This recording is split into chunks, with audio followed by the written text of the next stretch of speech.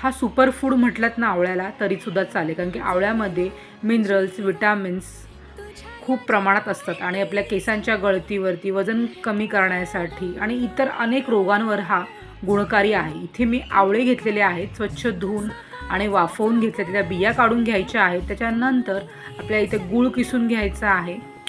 इथे मी 10 आवळ्यांना 1 कप गूळ वापरत आहे छोटा। त्याच्यानंतर इथे मी तेल टाकून घेतलं, त्याच्यामध्ये बडीशेप घेतलेली अर्धा चम्मच जिरं घेतलेलं आहे, हिंग घेतलेला आहे आणि जो आपण वाफवलेला जो आवळा आहे तो टाकून घ्यायचा आहे।